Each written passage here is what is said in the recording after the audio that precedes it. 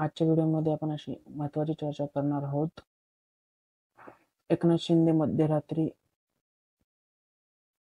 दिल्लीला गेले, पण त्या भेटीत काय झालं दिल्लीमध्ये आपण या व्हिडिओमध्ये सविस्तर बघणार आहोत. जेणे कोणी अजून चॅनलला सबस्क्राईब केलं नसेल सबस्क्राईब करा, शेअर करा, कमेंट करा. एकनाथ शिंदे काल रात्री अचानक दिल्ली जायचं कारण काय? शिंदेंना बोलवलं गेलं की त्यांना ते स्वतः गेले हे पाहणं महत्वाचं ठरतं. राजकारण आता सगळीकडे स्थानिक स्वराज्य संस्थांच्या निवडणुका येणार आहेत, त्यामुळे सगळ्यांची मोर्चे बांधणी चालू आहे. कोणताही पक्ष असतो, ठाकरे असो, शरद पवार गट असो, काँग्रेस असो, भाजप असो, काही एकनाथ शिंदेची शिवसेना, अजित पवार दादा असो. पण नेमकं या भेटीत काय झालं, कोणत्या मुद्द्यांवर चर्चा झाली? काल मध्यरात्री एकनाथ शिंदे दिल्लीला गेले. दरवेळीप्रमाणे अमित शहासोबत चर्चा होईल असं सगळ्यांना वाटत होतं की मागच्या महिन्यात एकनाथ शिंदे कंटिन्यू 3 दिवस ही अमित शहाची बंद दाराआड चर्चा झाली. त्याच्यानंतर संजय राऊत यांनी एक स्टेटमेंट केलं होतं की एकनाथ शिंदे यांच्या युतीत मोठा भूकंप येणार आहे, त्याचं उदय सामंत नेतृत्व करतील. पण असं काही झालं नाही, ही चर्चाच राहिली.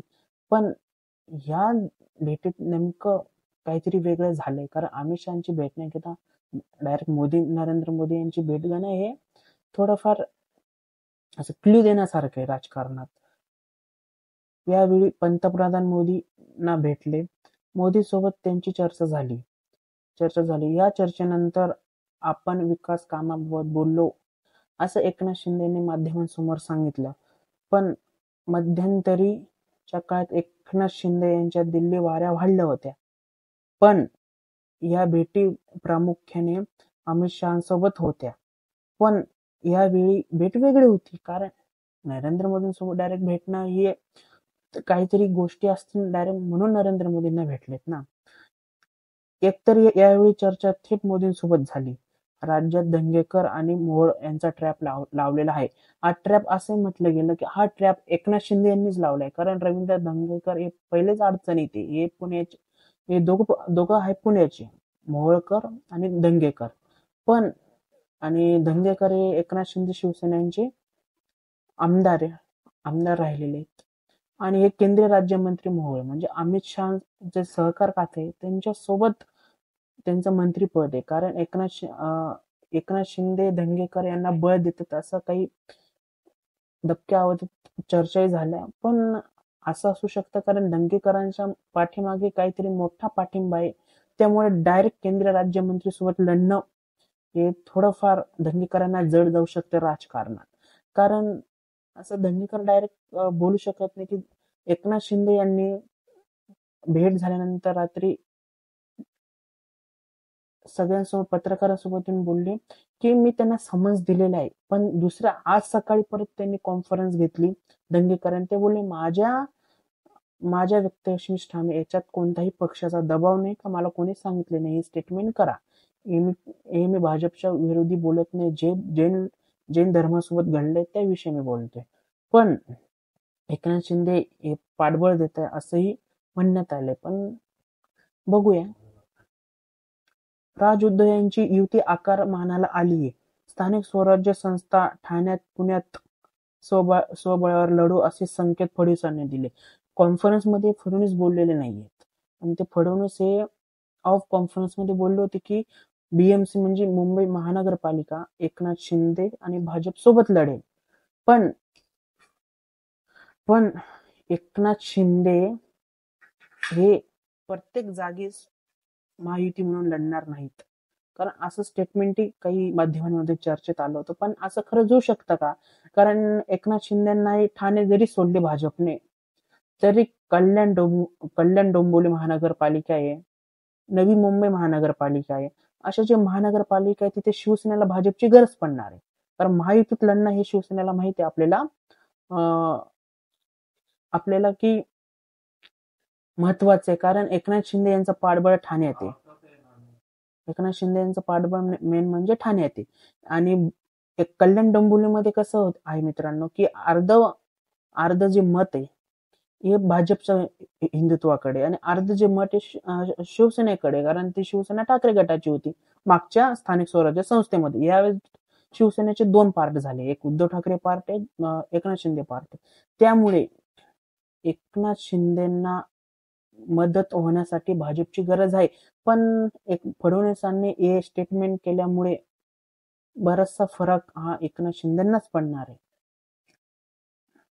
आणि बिहारमध्ये निवडणुका लागल्या मित्रांनो, हे मोदींना ही जाणीव आहे की बिहारमध्ये निवडणुका लागणार, नितीश कुमार हे कधी बाजू पलटू शकतात. आपलं जे पारडे हे कायम जड ठेवलेले आहे भाजपने. कारण एक नितीश कुमार जर एनडीए मधून बाहेर पडले आणि त्यात एकनाथ शिंदे यांची नाराजी, कारण ट्रॅप कसा लावला की एक मागच्या महिन्यात शिंदेचे काही मंत्री भुमरे झाले, संजय शिरसाट झाले, यांच्यावर काही ट्रॅप लावण्यात आले होते महायुतीकडनं, हे महाविकास आघाडीकडनं. त्यामुळे डॅमेज हे एकनाथ शिंदे स्वतः झाले आणि एकनाथ शिंदेचे मंत्री झाले.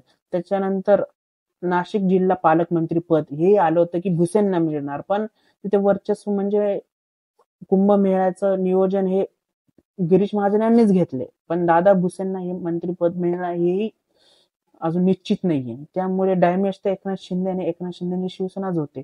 पण एकनाथ शिंदेना सोबत घेऊन राजकारण खेळणं हे नरेंद्र मोदी आणि अमित शहाचा डाव आहे. कसा मित्रांनो की राज ठाकरे आणि उद्धव ठाकरे सोबत आलेले, आणि राज ठाकरे गर्दी करतात सभेला, पण त्यांचं मतांमध्ये परिवर्तन होत नाही. ते कसं होत नाही हे त्या माणसालाच माहित, नाही का. ते परिवर्तन होत नाही, पण हे भाजप नेत्यांना जाणीव आहे की यांनी कितीही सभा घेतल्या राज साहेबांनी तरी मतांमध्ये परिवर्तन होणार नाही. पण भाजप नेत्यांनी हे जाणीव आहे की शेवटच्या टप्प्यात लोकसभा विधानसभा आली होती, तेव्हा अमित शहा, नरेंद्र मोदी, फडणवीस यांनी एक शिवाजी पार्कवर सभा बोलवण्यात आली. त्याचं प्रमुख भाषण राज ठाकरे यांनी केलं होतं. तेव्हा लोकसभेला भाजप पक्षाला फायदा झाला, कारण त्यांची जी वोटिंग होती ती प्रमुख जे नेते होते मनसेचे, यांनी दृष्टीने काम केलं, पण अदृष्ट रूपात यांनी भाजपला साथ दिली. त्यामुळे मनसेचा फायदा बीजेपीला झाला, हे भाजप नेत्यांना माहिती आहे. म्हणून राज ठाकरेंना सुद्धा नाराज करणं हे भाजपला परवडणार नाहीये. पण राज ठाकरे यांनी महाविकास आघाडी सोबत निवडणूक आयोगात गेले. 46 लाख 96 लाख मतदान हे चुकीचं आहे. त्यावर यांना भाजप नेत्यांना 4 दिवस त्यांना प्रतिक्रिया द्यावी लागली. म्हणजे एक राज ठाकरेंचे स्टेटमेंट देणं आणि भाजप नेत्यांना चार दिवस ती प्रतिक्रिया उत्तर देणं हे खूप महत्वाचे. त्यामुळे एकनाथ शिंदे ना सोबत घेऊन राजकारण केलं तर एकनाथ शिंदे डायरेक्ट टोकाचं पाऊल उद्धव ठाकरे आणि राज ठाकरेंसोबत घेऊ शकतात. कारण का बीजेपी ही माध्यमांसमोर प्रतिक्रिया द्यायला असं उघडपणे बोलत नाही. आपण कोणते आता स्टेटमेंट बघा ह्या महिन्यातले बीजेपीचे, ते डायरेक्ट उद्धव ठाकरेंवर अशी टीका करत नाही. नितेश राणे सुद्धा येत होते, नितेश राणे सुद्धा प्रेस कॉन्फरन्स घेणं कमी पडलंय. पण एकनाथ शिंदे डायरेक्ट शिंगावर घेऊ शकता. त्यामुळे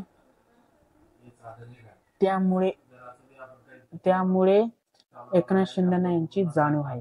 त्यामुळे एकनाथ शिंदेना सोबत घेणं हे खूप महत्वाचं आहे. आणि तिसरा महत्वाचा विषय म्हणजे निवडणुकांमध्ये जागा वाटप. बीएमसी मध्ये सारख्या जागा द्या, आपण सोबत लढू, महायुती म्हणूनच लढू. कारण महायुती म्हणून लढलो तर आपली सत्ता प्रत्येक महानगरपालिकेत, जिल्हा परिषद, पंचायत समितीमध्ये येईल. पण फडणवीसांनी स्वबळाचा नारा दिला. फडणवीसांचं म्हणणं आहे की आपली जी ताकद आहे ती ताकद आपण चाचपणे करू. ती कशी करायची की प्रत्येक पक्षाने वेगवेगळ्या पक्षाने जागा द्यायच्या. ते जागा किती निवडून होता निकाल झाल्यानंतर आपण सोबत सरकार स्थापन करायचे की वेगळं करायचं हे तेव्हा ठरवलं जाईल.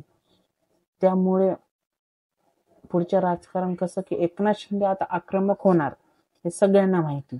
एकनाथ शिंदे आक्रमकपणे राजकारण करणार हे आपण बघणारच आहोत काही काळानंतर. हा व्हिडिओ आवडला असेल तर नक्कीच शेअर करा, कमेंट करा. चॅनलला सुद्धा सबस्क्राईब करा.